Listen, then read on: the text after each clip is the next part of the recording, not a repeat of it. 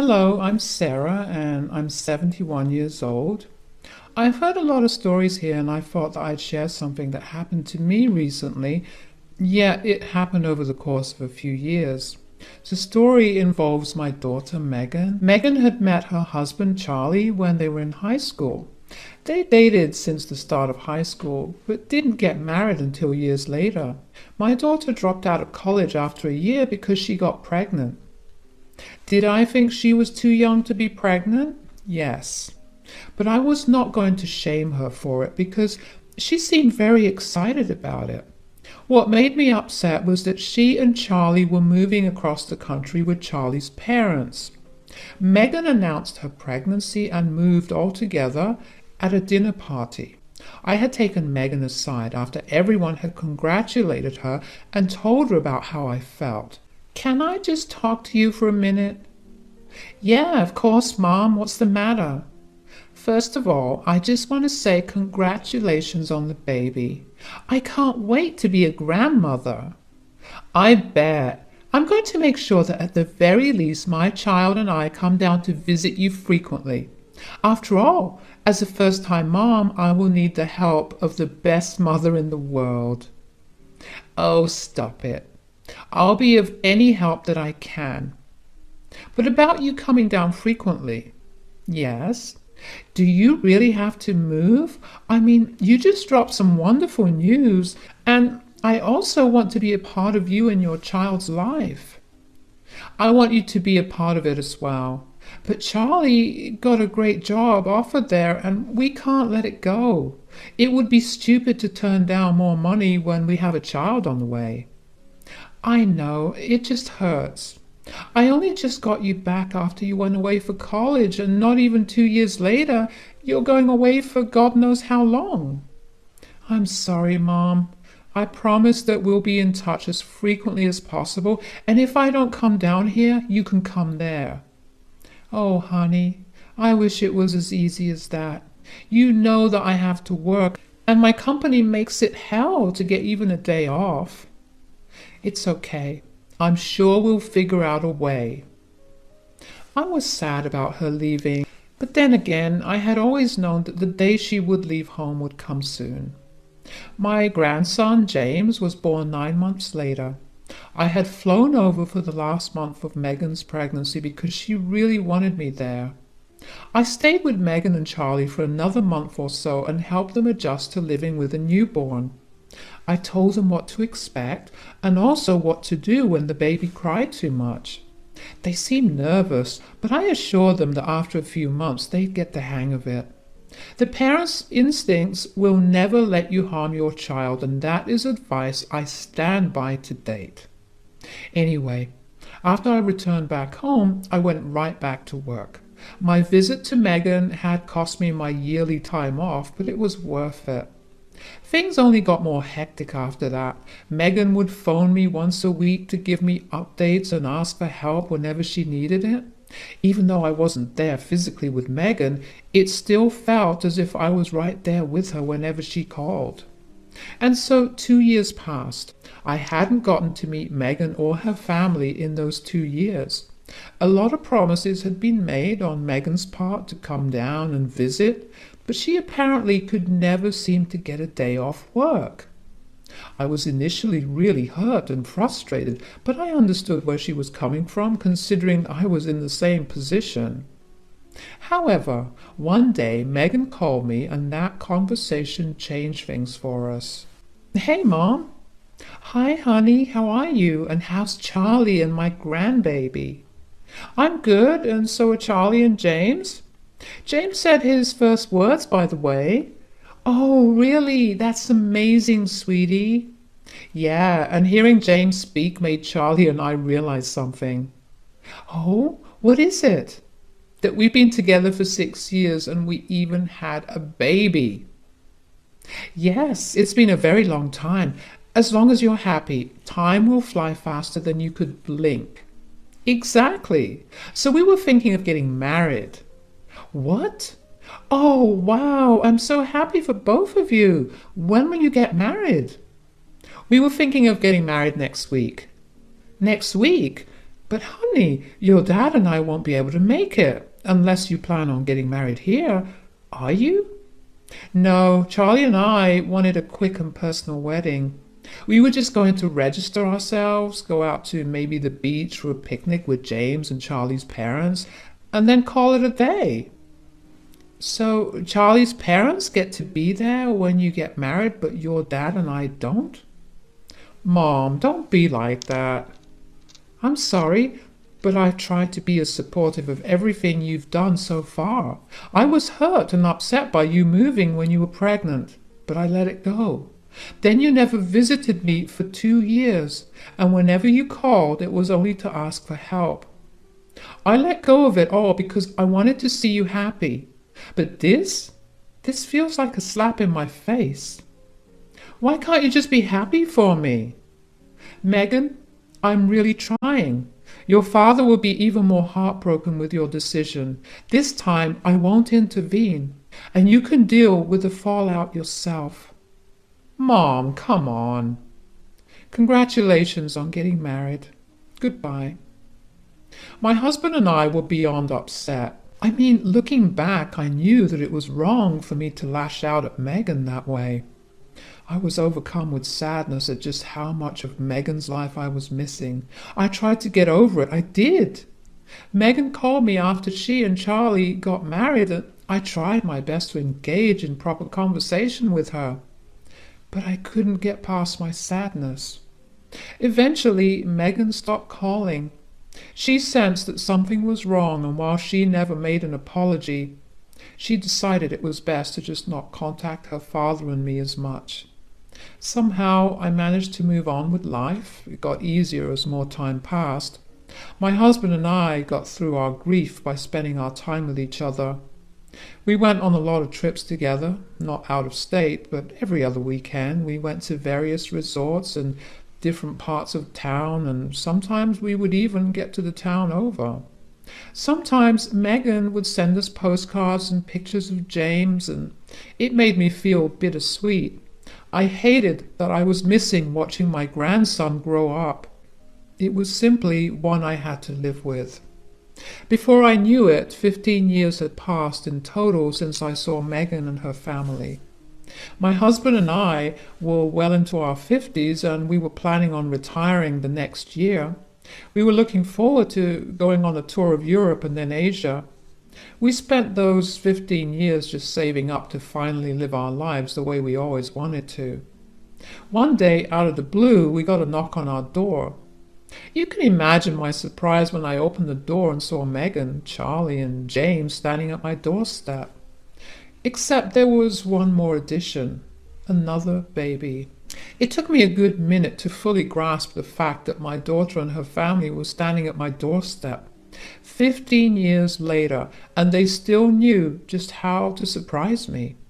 All those emotions from years of no contact flew right out the window. I cried as I enveloped Megan in a tight hug. I greeted Charlie just as warmly and then took a second to look at my 15-year-old grandson. He had grown so much. He was a full-blown teenager now. I hugged him tightly, and then I looked at the new baby. Megan informed me it was a baby girl. She was asleep, but she looked so serene. I quickly ushered everyone inside. My husband seemed just as shocked as me when he saw them and hugged them too. I quickly made all of us cups of coffee and sat down with them to ask them what they were doing back home. So what are you guys doing back? And Megan, when did you have another child? Well, I gave birth 6 months ago. After I gave birth, I began to miss home way more than I ever thought I would. I guess giving birth reminds me of what things were like 15 years ago. Speaking of which, we really are sorry for not keeping in touch.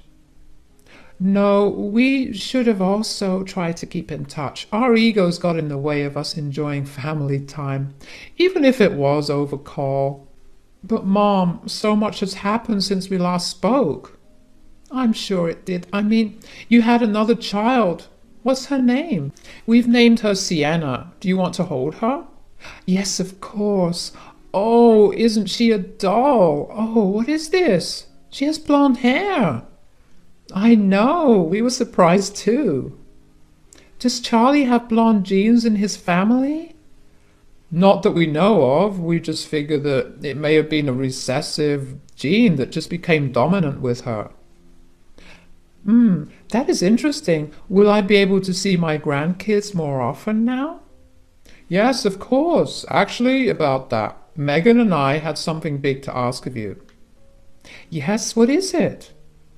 We know this is sudden, but do you and Dad think you guys could let us live here for a little while until we get back on our feet? Oh, honey, that's not a big ask at all. We would be more than glad to help you out.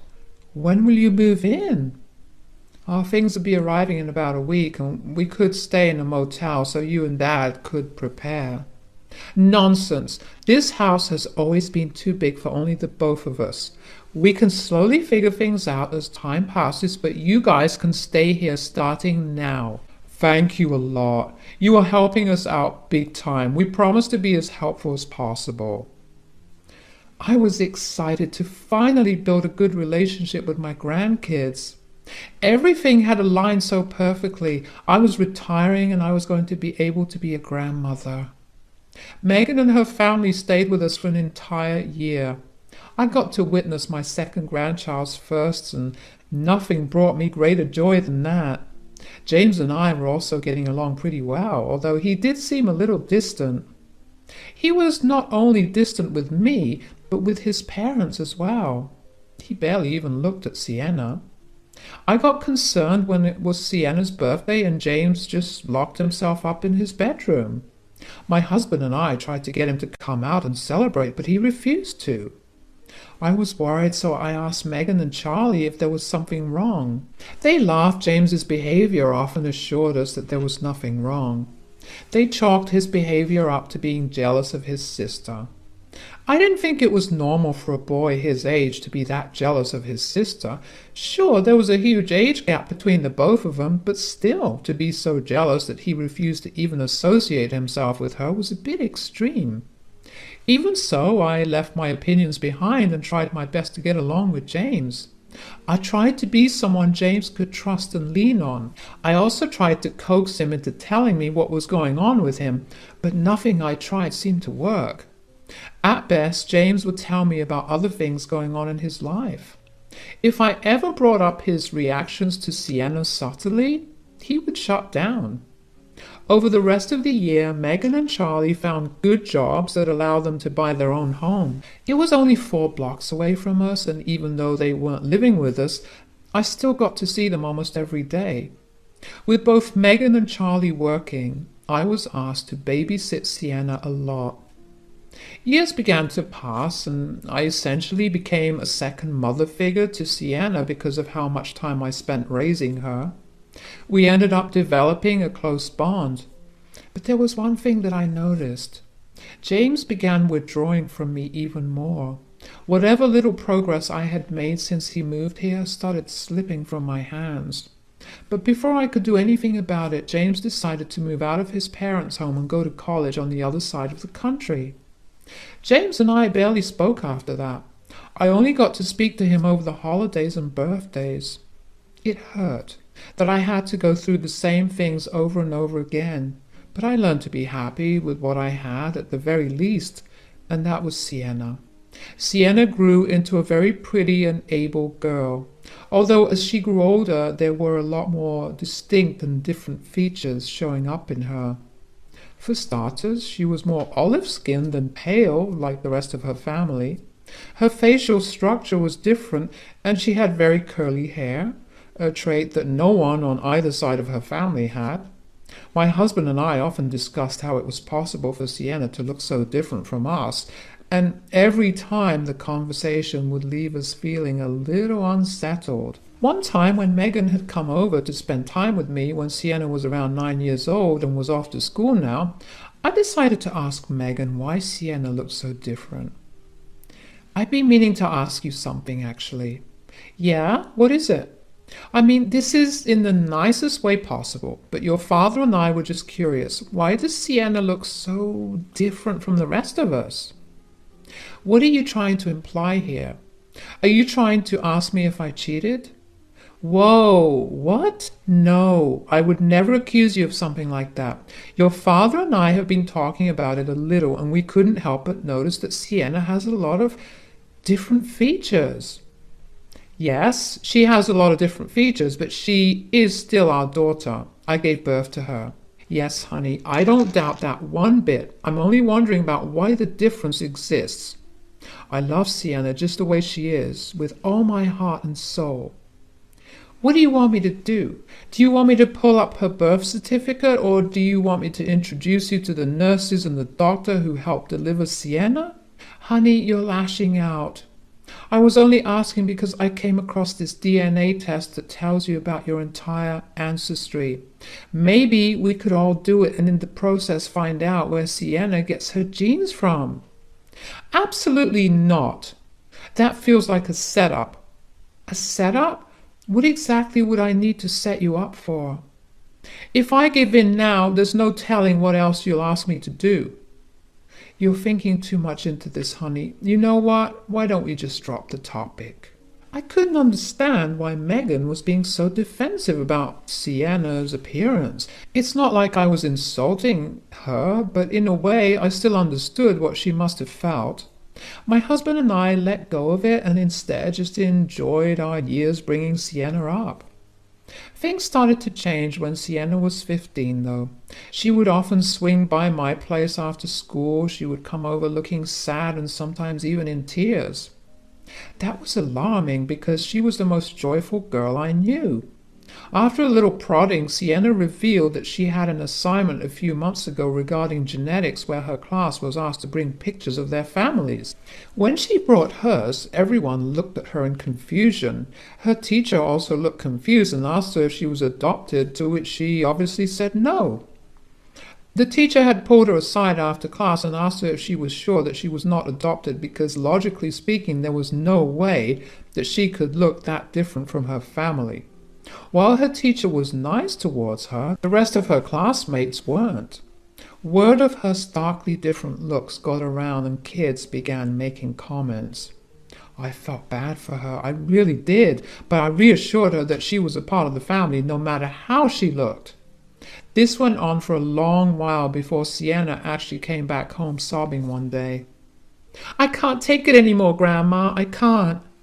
What happened, sweetie? For some reason, some of the mean girls decided to take over a free period to discuss my different looks. The entire class participated in it, and it was so humiliating. What the hell? That's not right at all. Do you want me to tell your parents to take this up with your school? It won't be of any use. They tell me to just let go of whatever the other kids are saying. I tried asking them for a DNA test, but they always get angry at me for asking. Oh, sweetie, I'm so sorry that you have to go through this. I can try talking to your parents about the DNA test. You know, a few years ago, I tried talking to your mom about it too, but she got angry with me for it. Yeah, Mom and I get into a lot of screaming fights about it. I promise you, if there's any other way for me to help you feel better, I will. Just say the word. Well, I'm turning 16 in 2 weeks. Could you maybe get me those DNA test kits as a gift? Of course, sweetie, although it will have to remain a secret. You can't tell anyone because it can't get back to your parents. Of course. Was it wrong to go against my daughter's wishes? Yes. Was it okay for me to watch my granddaughter struggle and not do anything about it? Absolutely not. So I ordered her the DNA test. It arrived in the mail a week later, and Sienna did it the same day it arrived. We shipped it off and waited for the results, which could take up to a month to come. I saw a big shift in Sienna's mood after that. She seemed a lot happier and lighter, like a burden had been lifted off her shoulders. A month flew by quickly and we had the results waiting in my inbox.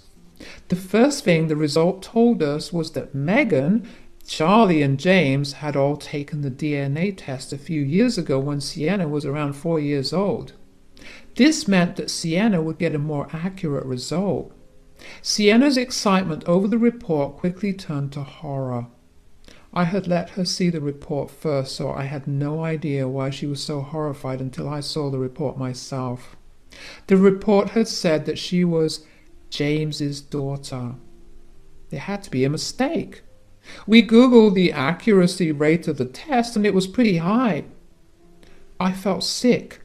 And Sienna didn't look so good either, so I called up Megan and told her and Charlie to come over as soon as they were done with work. I told her about what Sienna and I had found out, and she was furious. I told her I didn't care about her anger because she owed Sienna an explanation. When Megan and Charlie arrived, they looked frantic. "Mom, why would you do something I explicitly told you not to do behind our backs? Save your anger at me for later. Sienna is a mess. Tell her the truth." "We never wanted to, but Sienna, sweetie, you should know that we love you, and you'll always be our little girl regardless of the technicalities. Please, just tell me." "When your brother was 15, he got a girl pregnant. She wanted nothing to do with the baby, so we took the baby in, and that was you." "So, you guys are my grandparents?" "Technically, yes, but we raised you like..." "So, let me get this straight. You lied to me for my entire life about my relationships with you, and then when I started getting bullied, you got into screaming matches with me instead of just telling me? Do you even know how messed up that is? For years, I've been struggling with this. You knew it, and you still didn't say a word. You don't love me. You just wanted to keep up appearances. Sienna, don't you dare speak to us that way. Whatever. I'm moving in with Grandma. I never want to see you guys again." "Sienna, sweetie, please, what else would we have done?" "I think you guys should leave. She's dealing with a lot right now." "This is all your fault." "No, it's yours. You damaged your child's entire perception of herself for years, and now it's catching up. Give her the space she wants. It's the least you can do for her." Megan and Charlie tried their best to get Sienna to come back with them, but she wouldn't budge. They left, but not before yelling all sorts of profanities at me. I asked Sienna what she was going to do from then on because truthfully even I was still reeling from the revelation. Sienna told me that she was being serious about moving in, and I told her that she was always welcome here. Megan and Charlie tried to report me for kidnapping, but Sienna was 16 and was allowed to make her own decisions regarding where she wanted to live, and since she was still living with a relative, there was nothing wrong. I've put Sienna into therapy because of how much she's dealing with, and even though I see no progress right now, I'm sure that she will feel better soon. Megan and Charlie have tried every way possible to get back at me, but I've always told them that if they tried anything on Sienna, I would tell everyone in the family about what they did. True to themselves, they stopped making any more efforts because of the threat of a ruined reputation. Anyway, my husband and I are planning to take Sienna to Spain this summer in the hopes of making her feel better. It's going to be a long and hard road ahead, but I'm sure the journey will be worth it in the end.